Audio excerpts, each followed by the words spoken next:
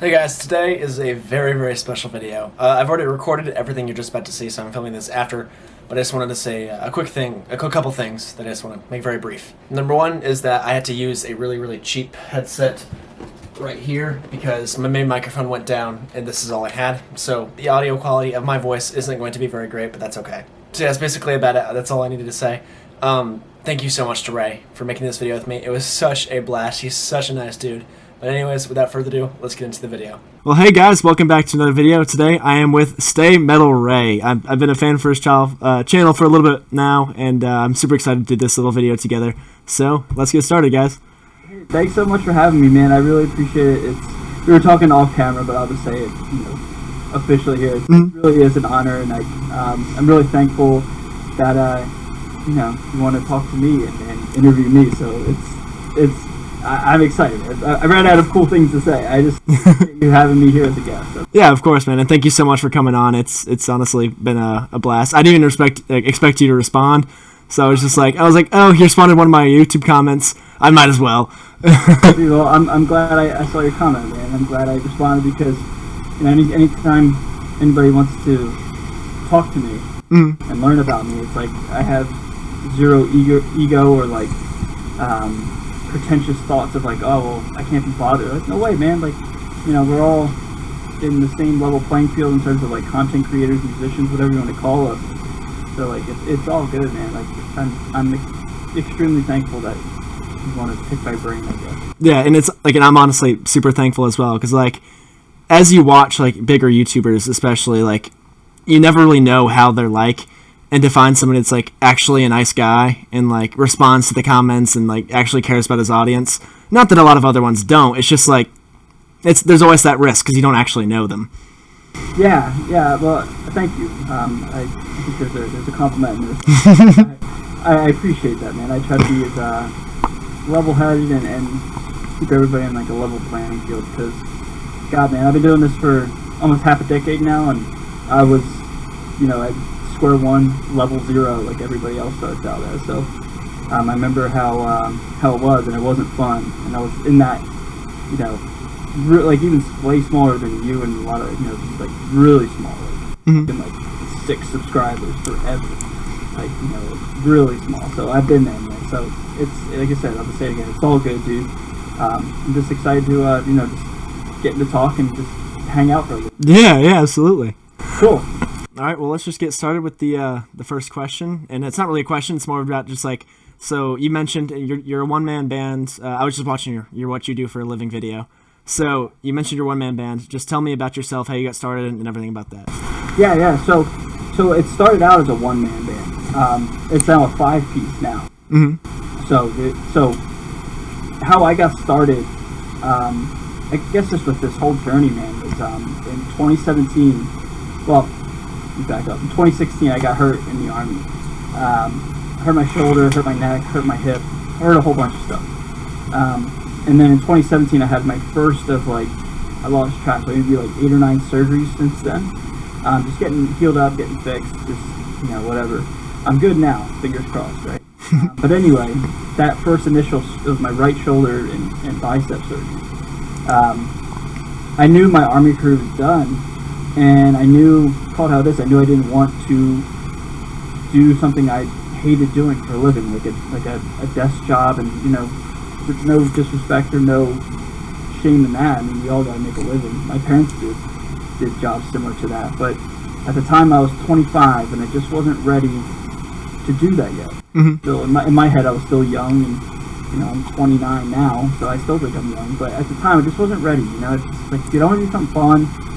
My Army career is shot. I just want to do something. So I was watching Wrist, Beards, and Gear. Fluff. Yes. Yeah, he's my favorite YouTuber to this day in terms of the guitar land, whatever you want to call it. He just inspired me to impulsively buy a MacBook and a camera with zero knowledge on how to use either of the two, and, make good noise and or video. But I just started, man, just as dude. I was just I don't want to settle in one just yet. I feel there's still some stuff left in the tank for me. And so from 25 till now, it's just been a hustle. And yeah, I feel like now I'm certainly starting to see the hard work slowly pay off in terms of like just channel growth, monetary growth, all the above. But like those first couple of years were really rough. But anyway, through my YouTube channel, our band Luna Muerte got together just through friends of friends of friends. I met the drummer through friends.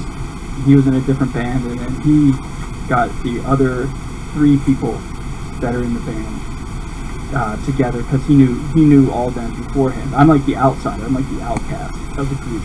Like I live the furthest away. They all live locally. I live I live far away. Yeah. I'm like the new guy. So it's just kind of funny how that dynamic works. But yeah, that's like the infancy of how I got started to now, and I have plans of what I want to do and continue to do, but I've learned that you can only plan for so much, and everything else just kind of happens. You kind of get pulled in a million different directions as you're going on your path. Mm-hmm. Who knows what's going to happen? But I'm certainly, like I said, enjoying the little bit of payoff that I'm starting to see. Yeah. Years later. Yeah, you're rounding the corner to 50,000 subscribers, and it's crazy just to see, like, in the past, like, I've seen your channel for a while now, but just recently is when I really started, like, watching them. You've already gained, like, a bunch of subscribers in just that little, like, week span. I was like, oh my gosh, this guy's growing like crazy. Yeah, man, it's I'm certainly, I'm trying my best to, like, I feel like, I know there's certain times, like, you're being a content creator yourself, I think you can attest to this, that, like, there's certain times you do something that gains people's attention. And, like, I've learned, like, it's like, I tell people this analogy and they kind of laugh and be like, I'm not a surfer, but it's like riding a wave where, like, you catch the wave and you want to ride it as long as possible, wipe out.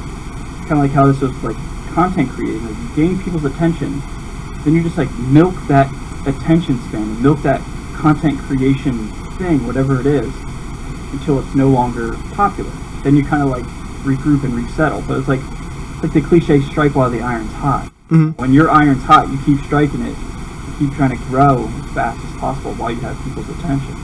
So I feel like, as of late, I've certainly been lucky and fortunate enough to gain people's attention, for better or for worse. But my face is getting out there, so I'm trying to push it as hard as I can and just grow to wherever it takes me.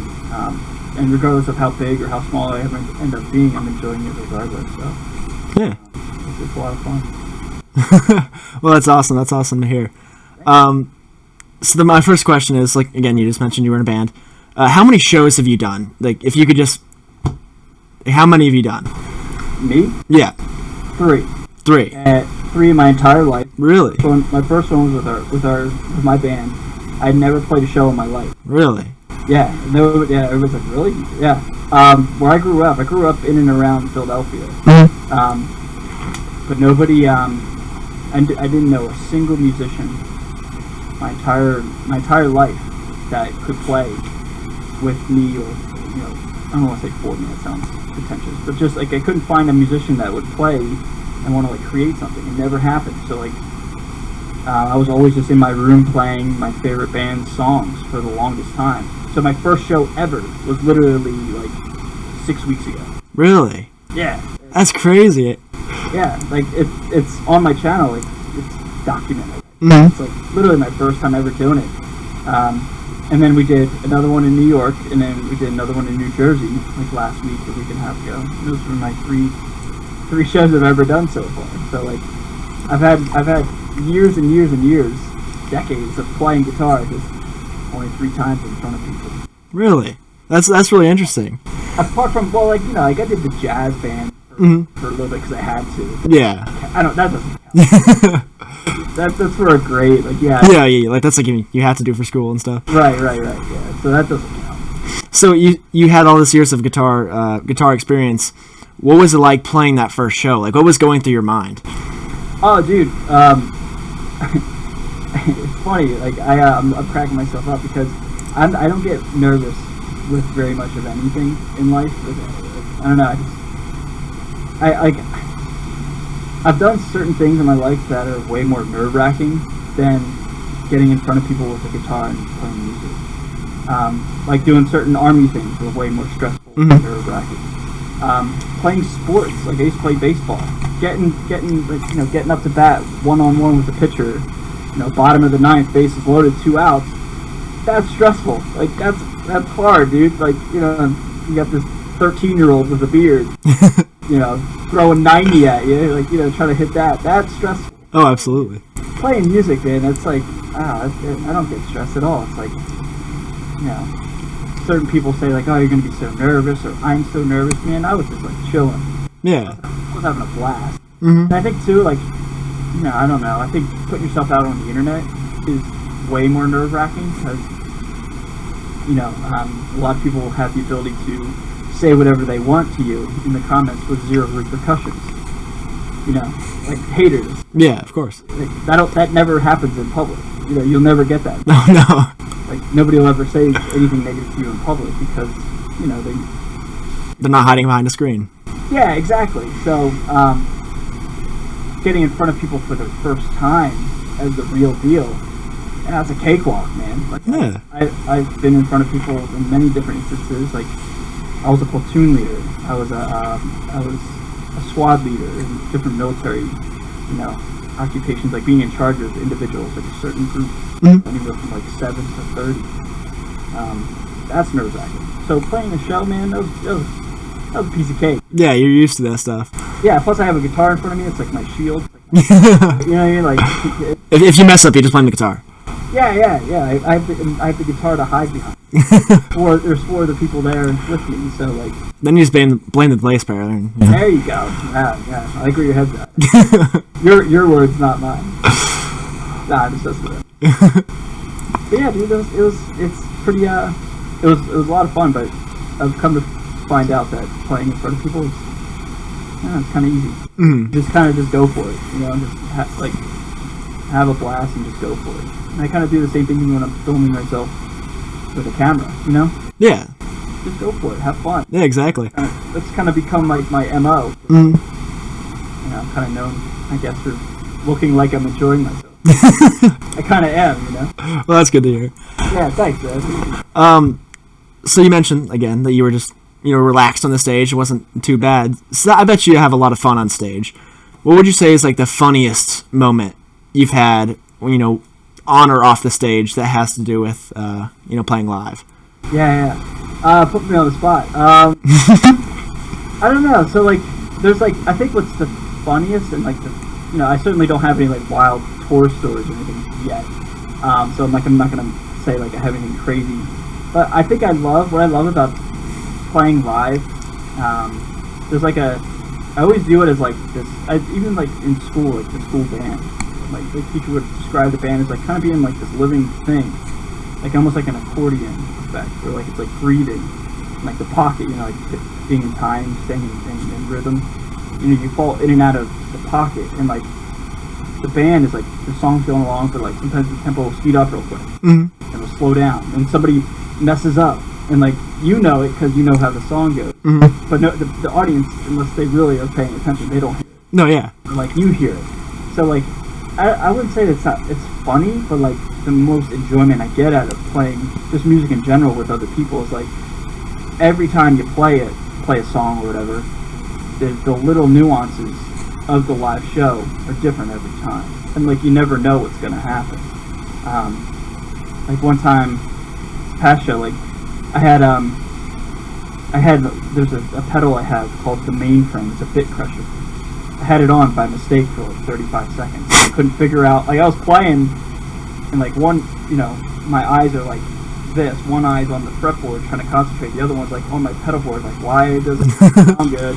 I'm trying to, like, troubleshoot in real time. And, like, I'm like, oh, this pedal's on. That shouldn't be on. So, like, little nuance things like that is the most enjoyment out of it. It's cool that you get enjoyment out of that, where, like, a lot of other people would kind of, like, freak out. Like, oh, no, something's wrong. Like, what's happening? Yeah, or, like, I don't know, like, I think it has to deal with anybody in life just preparing for something. Like, if you rehearse and practice for, let's say, like, you rehearse for, I don't know, 30 hours, some ridiculous amount of time for a show. Like, you do it in a week, 30 hours of practice in a week's time. It's an insane amount of practice. Yeah. Like, at that point, you're ready. there's nothing, you can't practice anymore and get the songs down any better. There's like a ceiling to like preparation. Yeah. So if something goes wrong, it was going to go wrong whether you rehearsed it or like, you know, like whether you prepared for it or not. Yeah.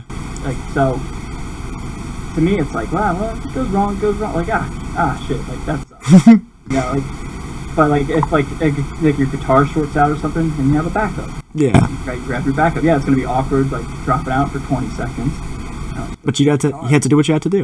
Yeah, like it's like we opened for the band Sponge, like a big '90s band, and they're like, you know, they're a platinum selling band. One of their guitar players had to switch a guitar mid-song, like, so it happens to everybody. Yeah, doesn't matter like what level you're at. Yeah, so like the little nuances, it's like, you know, if something goes wrong, yeah, I don't want it to go wrong, but like that's the joy of playing music. It's like the unknown, like these things of the stories you hear from all the people, you know, from Metallica and everybody below in terms of popularity. Like, they all have things that go wrong and things that happen. That's the joy of it, man. That's like, that means you're doing it. Like, you're doing the real thing, and you're actually performing. You're not playing with a track. You're not playing, you know, you're not faking it. You're doing the real thing. Yeah. So like, there's only so much you can prepare for. Where like, it's like, well, if something goes wrong, it's kind of out of my control, and then you just have to react as fast as possible, type thing, you know. That's my biggest enjoyment. Yeah, that's great to hear. The unknown. I like that. And like when you're saying about like the breathing thing, like I completely understand that because I've been in bands since I was in 4th grade. I played the trumpet, so like especially when you mentioned the like the hearing when somebody else messes up or whenever you mess up, it's like, dang it. It's so like it's not like frustrating to me, but it's like you notice it, but like by the time it happens, it's already over. Yeah, and it's like, I don't know, like I kind of laugh and I smile, like if I mess up, I'll laugh, and somebody else in the band messes up, I laugh, and like it like piques my interest, and I'm like sitting there watching, like, all right, how are they going to recover? how am I going to recover? How am I going to get out of this? Like, yeah, that's so fun, dude. Because like I said it many times already, like you're doing the live thing. You're doing what you're dreaming of doing, which is performing in front of people, however big or however small the crowd is. It's still an enjoying thing. Yeah. So yeah, like I'm glad you can attest to that being a musician yourself. It's like no matter how much you practice, there's little things that happen. Make it like a fresh take every single time. Yeah. It's fun. All right, so for the next section, I'm a gearhead myself. I love guitar gear, anything from amps to guitars to anything like that. Cool. What would you say is your favorite guitar in your collection? Oh man, that changes frequently, but I think I'm looking, making sure.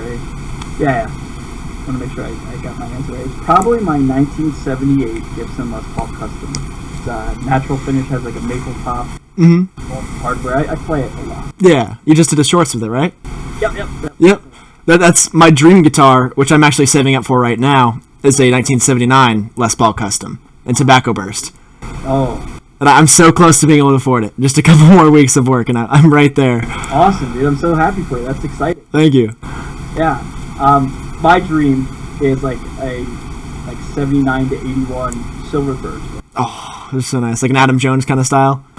Yeah, but, you know, it's funny you say that because ever since he got his signature model, it's like everybody's favorite finish is Silver Burst. Yeah, I noticed that too. The prices just went right up. It's just like, it's insanely priced. And another thing too, it kind of makes me not want to get one is because it's so tied to him now. That, like, that's true. I'm trying my best to individualize myself. So like it's kind of cool. Like nobody really plays a natural one. Yeah, that's very true. Yeah. So like that's kind of like become my thing. Even though when I bought it because I got it really cheap. And it was just like my last choice. It was like that and wine red. I'm not a fan of. But, like, the natural one just kind of just came into my life because of whatever. Yeah. Nobody else plays that, so it's like, oh, maybe it's kind of like my thing. It's, over time, as I've learned to like love it for what it is, it's like definitely become my number one. Yeah, it's funny that you say that because like I see them all the time on Reverb, but I cannot think of a single person that actually, like, other than you, that actually owns one. Yeah, I know Fluff has like not a Les Paul custom, but he has a natural RG. Yeah. Yeah, and he said it. He talked to me one time and told me that like he doesn't really necessarily like the natural look, but it kind of just like he got it because it was there, and then like now he doesn't really play him so much anymore, but he's rather synonymous with that guitar and that shape and that finish. So like like he plays a natural Les Paul custom, not too many people. So like it's kind of cool. Like I kind of have something that not a lot of people have. Exactly, it's unique. Yeah, exactly. That's all I'm trying to do, man. Especially as I get older, dude. It's like you play your hero's music, you play your hero's signature guitar and stuff. But man, as I get older, it's like, man, it's time to do your own thing, and I'm trying my very best to continue to try to do my own thing as best as I can. Yeah. Like, I'm a big fan of Angus Young, so 2 years ago, 1 year ago, I bought a 2019 SG Standard, Cherry Red, and I love it to death, but I still prefer my number one guitar, which is my Epiphone Les Paul Traditional Pro. Like, even though I'm going to be honest, the SG is a better guitar, just pretty much in every way, the Les Paul is just, it's mine. I have much more of a connection to it. Right, yeah. It's funny, the SG, well, like, one of the reasons why I refrain from SGs is because if you're not Pete Townsend, Angus Young, or Tony Iommi, like, you can't, like, those are, like, the big three SG players. Yeah. They're, like, almost like signature guitars. Frank Zappa? There you go, there's another one. See, like, yeah. Okay, so maybe there's, like, 5, there's probably 10 SG players out there. Like, you get what I'm saying. Mm-hmm. They're, like, so synonymous with these players that you think of. And I guess the Les Paul is, too, to some degree, but I feel like the Les Paul is it's much more of a broad range of users. Palette of players from everybody from blues to metal. Mm-hmm. Yeah, so, like, not too many metal players. Somebody will correct me, but it doesn't seem like too many metal players play SG. Yeah, I made a pros and cons. Like, I have a series on my channel. It's like a pros and cons, and my second most viewed video is of the it's my number one right now, is the SG video. And then I said it was kind of like a one-trick pony guitar. Like, it's really good for rock. It's pretty good for country too. But who plays country on an SG? And then this one, I said it's not great for metal. Then this one guy's like, well, what about Tony Iommi? It's like, well, first of all, he used P90s. And second of all, that's not really like, I'm more thinking of like the modern, chuggy, Lamb of God kind of metal tone. Not like a classic rock kind of. Dude, there's like, I guarantee you that individual that commented that knows exactly what you mean. Mm-hmm. It's like, I know exactly what you mean right off the bat. Yeah, it's just like it doesn't have that super tight, low, chuggy tone. It's kind of like quackier and spankier. Yeah. For a Gibson guitar. Like, I know exactly what you're talking about, but there's always somebody. Oh yeah. What about insert this one instance, this one time that one person used an SG for a metal song? Mm-hmm. It's like, dude. Yeah, you're right. Yeah. It doesn't bother me. It's just like, I'll take the comment. That's fine. Yeah, hey, and I think at the end of the day, most people are trying to genuinely help, and not necessarily be negative or be condescending. Mm-hmm. But it's hard to filter like the intent behind a comment. Yeah. Because it's just text. It's not with inflection. Mm-hmm. So. Yeah, I'd like to think most people are just trying to be kind, but there are some serious haters out there, especially when you're talking about, like, something can't do something. Mm-hmm. They'll come after you. Yeah. But hey, like I said, I think you're just trying to help out. And not that one person was, like, trying to be a douche or anything like that. It was just, I was greatly exaggerating what it was. Yeah. There's always somebody. There is always somebody. So you just got the so Jared James Nichols is probably my favorite guitar player, and you just got his Gold Glory, or the Old Glory, however you want to say it. What do you think about that? I love it, man, dude. It's so wild, man. It's something that I've ever really played, and the guitar wasn't intended for the genre. Yeah, here we go. I'm about to pigeonhole the guitar. The guitar wasn't intended for the genre of music that I like to play. Mm-hmm. Jared's undoubtedly a rock and blues player, but I don't know, man. Like it was. I picked it up in the store in Wilmington, Delaware. I was like, dude, this is awesome, man. Like, I love it, and it's so cool how like it's a big, fat, giant body. Yeah. With a massive neck, and it's gold, which is badass, and it's a Les Paul custom, and it's just like, I don't know, it's like Jared knocked out of the park with that. Absolutely. Yeah, and like it's like, dude, this is the coolest thing like I've seen in a long time. And I said it like 10, 15 minutes ago. Where I was like, I'm not a big signature guitar guy. I was like, you know, but here I am, totally contradicting myself. Just because like there's not too many gold. Well, there aren't any real gold Les Paul customs out there. There's like one limited run from. I had to do my research on this. There's like a limited run of Guitar Center Les Paul customs from 1980 that are gold bursts. Yeah. That are like $10,000. Mm-hmm. So this James Nichols model is like a nice alternative. Absolutely. To fork out 10 G's. Yeah, but to answer your question, long story short, I love it, dude. Yeah. I play it every day, ever since I got it, and I'll play it tonight. Just running scales, playing riffs, whatever. It's fun, man. It's a joy to play. It's crazy. You're the first person that has said that Jared's your favorite guitar player. Yeah, like I honestly think he's like he's a well-known guitar player, but I still feel like he's underrated. Like the amount of feel that he plays with is just it's insane. Like I love when he plays guitar. It's just yeah, I do too, man. It's so inspiring to watch him. That's why I found him before the guitar. Obviously. But yeah, like that's also one of the reasons why I wanted to pick it up, because he plays the guitar so differently than the norm anymore. Everybody plays with a pick, crank it to 10 and chug, which is fun. I mean, I do that all the time. Yeah. It's fun to like get a tool in the arsenal, a tool in the tool belt that doesn't do what every other guitar does. And like you have to like play it, and you have to like work with it, fight with it. A good fight. It's a dream to play, but like you gotta like work the tone knob, you gotta work the volume knob, you gotta work the literal spot where you play the guitar string. So like that was just in itself like, wow, it's so refreshing. Like it's making me have to almost like try harder. Yeah. That's what a one pickup guitar will do to you. Like it makes you play differently because you have to be a more well-rounded player in order to like get the sounds you want out of it. Yeah. Because you can't just flip it to the neck pickup. It doesn't have one.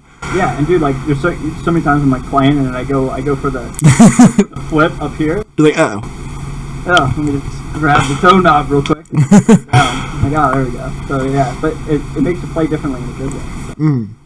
So, it's awesome. I love that. I love that guitar. Hope that answers your question. Yeah, that picture on your Instagram of the Gold Glory right above the Mesa above or next to you.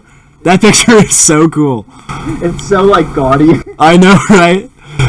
I know, it's so cool. Yeah, that's limited to rectify. Not a lot of people have that. Again, kind of like the common theme of what I'm saying here is like trying to be as different as I can. Yeah. Like I don't know anybody that has that. Yeah, I don't either. I'd never seen it until I saw your videos, and I'm like, wow, that thing is so extra, and I love it. I know, right? Like it's like gold, dude. I'm not a flashy guy, but it's just like it's just cool. I found that actually locally in New Jersey. Really? I got it off Reverb, but it was a local pickup. And it has a little bit of sentimental value. It was right next. This is going to be a little sappy. Bear with me.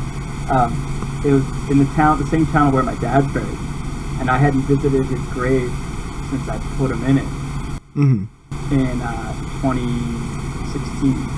And yeah, so like I went and picked up that dual rectifier and then visited my dad all at the same time. So like it has a little bit of like a sentimental value. Yeah, of course. So it's kind of cool, man. Yeah. I'm sorry about that, by the way. That sucks. Oh no, don't worry about it, man. It's all good. Hey, I don't want to cut you off, but your screen... Yeah, my battery just died. Let me just change that real quick. So sorry about that, guys. My camera batteries just ran out, so it was a whole mess getting everything fixed. But here we are again. Do you know where we left off? No, I don't remember. Alright. Well, I don't remember if I said this or not, but there was something I wanted to say. Was it? Give me another question. Alright. Well, real quick, something I wanted to say. I don't know if I got the chance to or not. Okay. I said this. We were talking about your amp there and how it's like it's extra and it's unique. It's really cool. Yeah. Oh, now I remember. But I said this on my channel in one of my previous videos that if it's just a little bit extra, it's too extra or too tacky. That's the words I use. But if it's really tacky, then it's perfect. Yeah. Have you heard the New Century Gibson Flying V? Yeah, the one that looks like the Star Trek logo. No, that's the modern Flying V. The new Century Gibson Flying V it's just like a Flying V, but it's a mirror. Oh, okay, yeah. So it's like, it's so tacky, it'd be impossible, it'd be cool to use on stage, but impossible to like record a video with, and that's what I like about it. Yeah, I agree. There's like, if it's a little gaudy, it's not cool. If it's like over the top, Yes. then it's cool. Yeah. Alright, I like that. That's a cool little, I'm gonna start using that for it. But yeah, that's cool. Okay, well the next question is, what would be your desert island guitar rig? Out of the thing, it's a two-part question. Of the things you own, like you get like one guitar, one amp, one pedal. What would it be from the stuff you own? The stuff I own, it would be,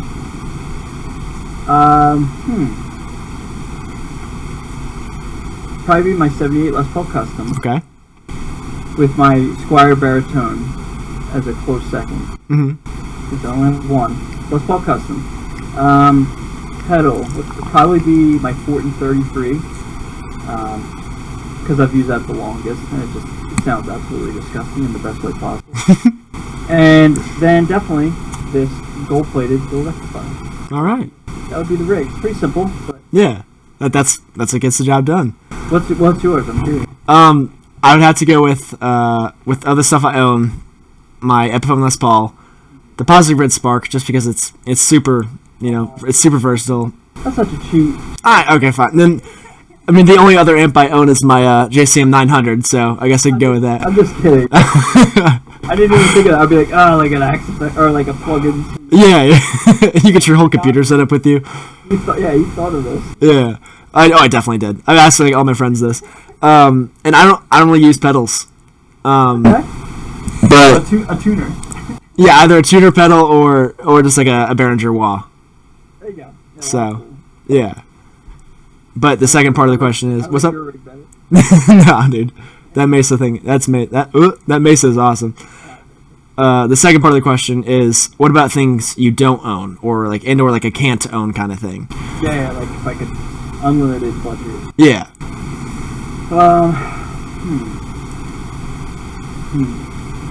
So like I'm not a real big like amp guy or pedal guy. Like there's not like any dream pedals or amps that I want.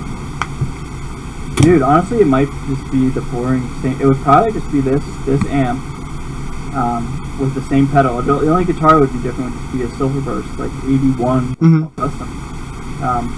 Because I'm like, I don't know, I'm not a big like tweaker. So like, I like to like physically hold and touch things. Like, you can't really hold it. You can't like play or hold an amplifier. Like, Yeah, that's true. you can't sit on your couch and watch the ball game with your amp like with your giant head. Just a big tube amp. It's like, oh god, it's heavy. Just kick it back with watching the game. But like you can with your guitar. So like I'm big on like things you can like physically manipulate. Yeah. Tangible things. Which is why it's for as long as possible I'll always try to use analog stuff when playing in front of people. That remains to be seen. We'll see how the years progress. But I'm a big analog fan for that reason. Like it's the real deal. It's the real thing. Yeah, I'm not like pedal. I don't know. I'm not really like super. I don't have any like desired pedals. But yeah, just a different Les Paul Custom, just a silver version from like early '80s. That's probably be it. Yeah. Pretty simple. Pretty boring. No, it's not boring at all. Do you think you'll ever own that guitar? Dude, honestly, no. I Really? think so. I tell the story every once in a while. I had one in my cart on Reverb. Right before the pandemic hit for $3,100, which is an insane amount of money. But I saved up and just wasn't into it.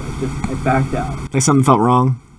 Yeah, it's like, dude, that's a lot of money. Like, what am I doing? I already have like enough cool things. I don't know why I just backed out. I don't know why.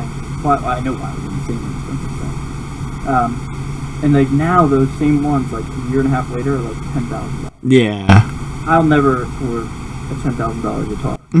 So like I'd have to sell almost all of mine to fund. Yeah. And then like for what? Like, Yeah, just one guitar. Yeah, like now I like can't. It's like I would just shoot all my like my arsenal of guitars in the foot. I would just wipe them all out. Yeah. It just doesn't seem feasible for me. So So I really don't think I'll ever be able to afford it. Which honestly, dude, it's kind of a good thing because I don't need to like spend $10,000 on anything. Yeah. Yeah. That's like a house. That's like a car payment. Yeah. That's a really big car payment. Yeah, exactly. So like, just call it how it is. It's probably not making that much. Yeah. Other than the financial reason, do you ever look back on that and regret it, like not getting it? No, I really don't. Because I mean, it's hard to say other than the financial reason. Like, that was the sole reason why I didn't get it. Yeah. But like, I've come to find out that I'm never satisfied, and I'm always like, you can always have one more guitar or whatever. So like, I know I guarantee that if I got it, I'd still want another. Yeah. It's just how it is. And especially being a content creator, being a guitar player, what's a great way to get views and bring in new people when you have a new toy? Yeah, that's true. So it's like, I can never get there's certain ones I'll never get rid of, but all of them, for the most part, are like on the chopping block and like can be sold and traded, upgraded to constantly fund what I'm doing. Yeah. Kind of shitty, but you know, it is what it is. You know? I don't know. Yeah, to answer your question, I don't regret it for a second. Okay. Yeah, no, not at all. Because you know, what if I got it and then it just wasn't as good as I thought it was gonna be? Yeah. I could flip it, but even then, it's still like that was your dream guitar, and then you turn out to not like it, and it's like, dang. Well, now what? Yeah, exactly. So like, that's kind of just like why I like my natural one. Like that's the one I got. That one filled my life. The silver burst one that you want so bad isn't going to like make you play better. Isn't gonna do that. It's literally just a superficial thing. So it's kind of like just let it go, man. Yeah. It's all good. You got a cool one. You got a 78. And it's unique too. Yeah, and it's a little bit of a rarer than silver burst, I think. So it's kind of cool. Yeah. Do you have any guitars that you regret selling? Yeah, I did. I just recently got it. I regret it. I had a silver burst Strat that I regret. Just recently got one. But apart from that, not particularly.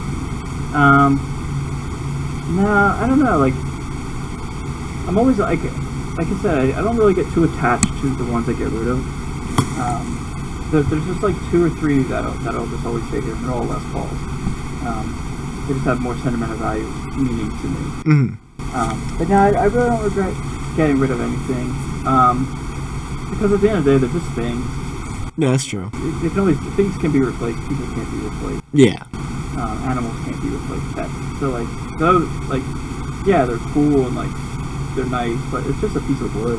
You know, so like I don't really regret getting rid of any one particular guitar. The only one I regret getting rid of was that Strat, and I just recently picked up another copy, so I'm kind of content with that. Yeah.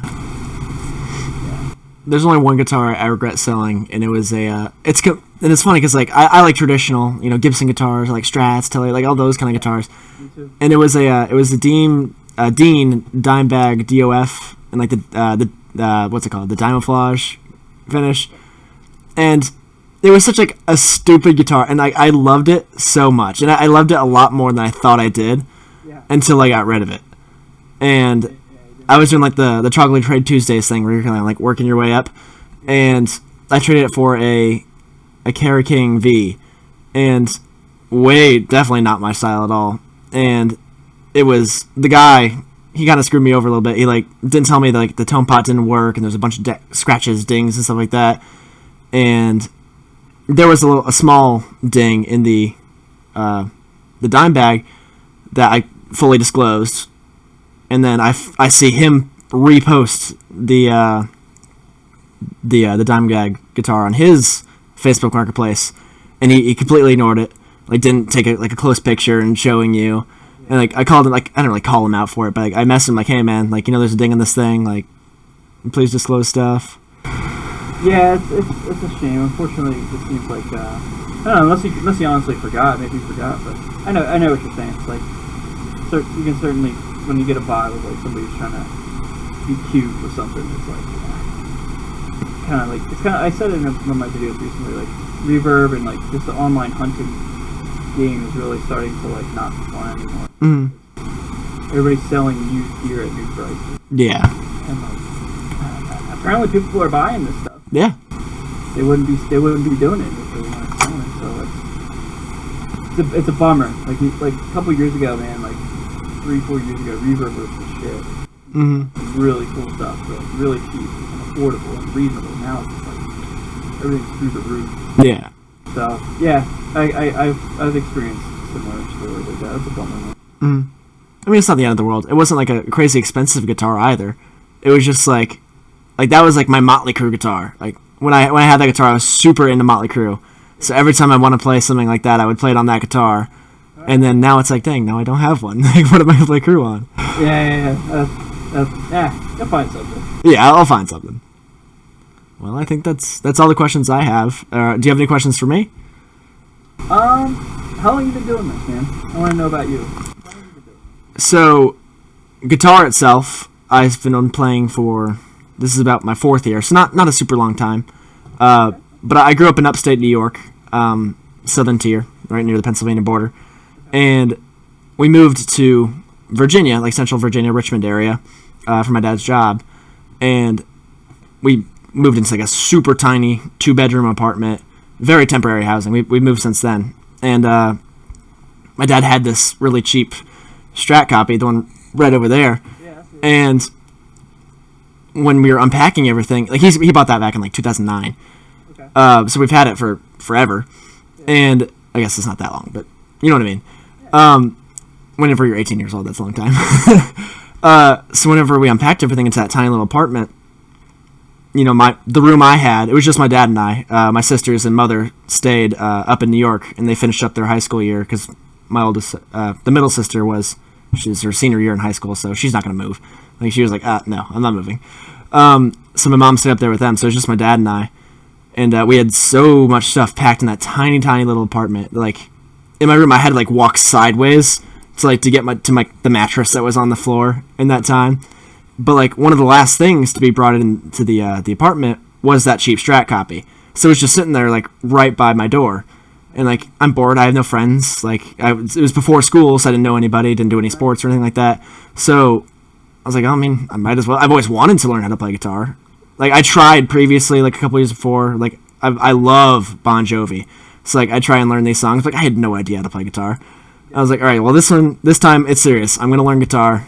And since then, it was just, just kept learning, kept playing, and now here I am.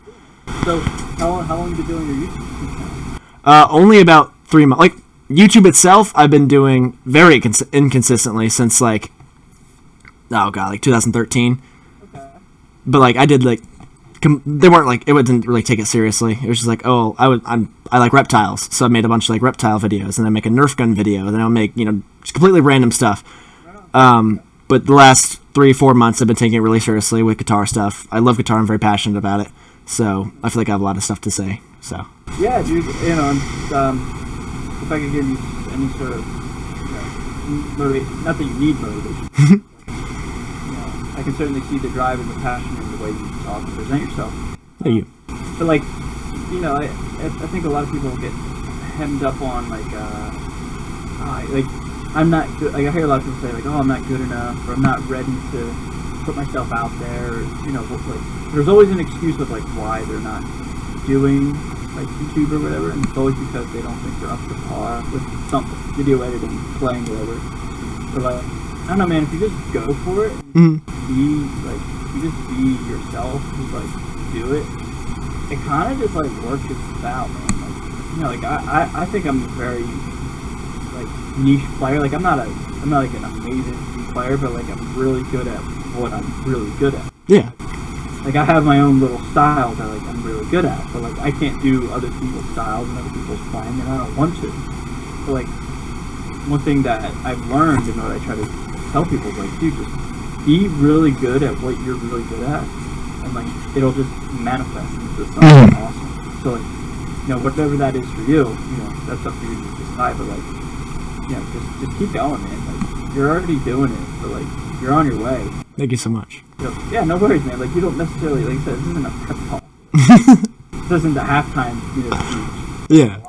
Like, we're down 28-0 or whatever. You're only as strong as your weakest link. Yeah.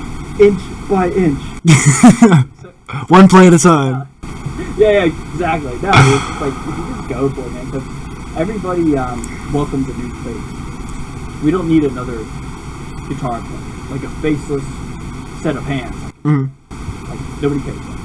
But, like, I've learned that, like, it's your personality, it's your delivery, it's your presentation, it's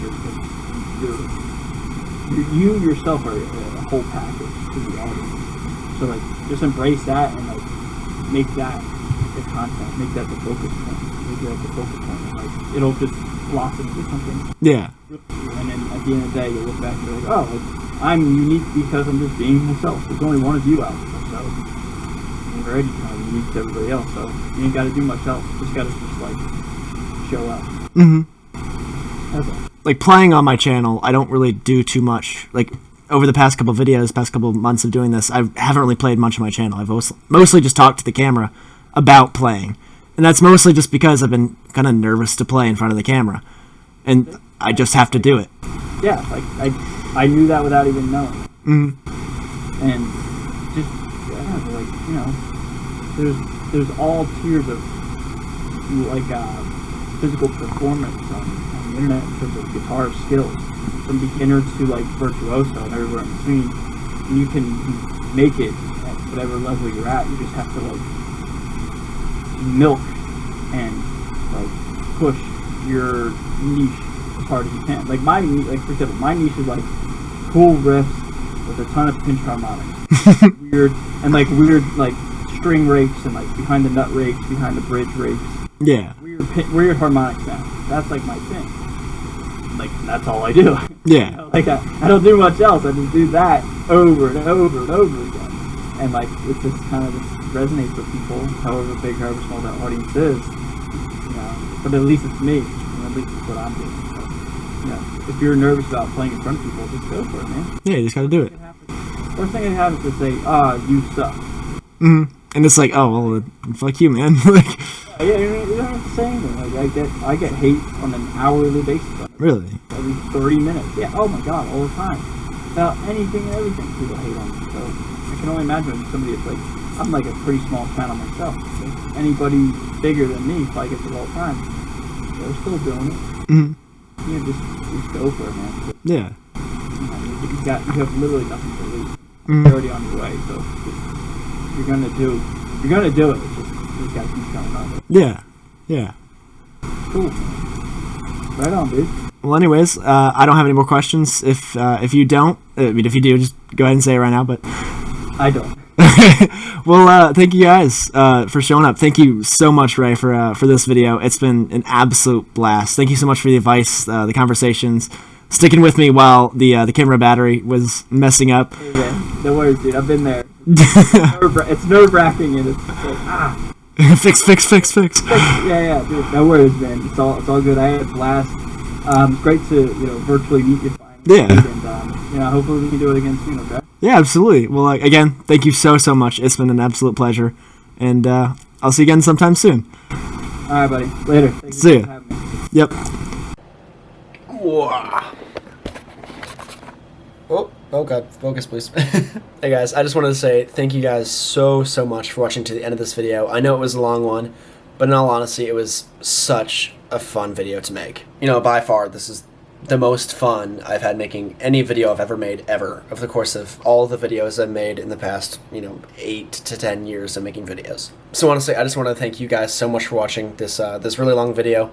It helps me out a lot. Leave a like if you guys want. If not, whatever, I don't really care.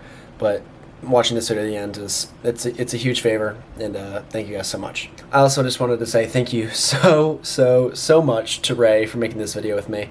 I didn't even expect him to respond to my my Instagram DM asking him if he wanted to do a little collaboration, and not only did he say yes, he said he'd be more than happy to. So that made it even cooler. So again, thank you so much to Ray. He's such a genuinely awesome dude. So please guys, show him some support.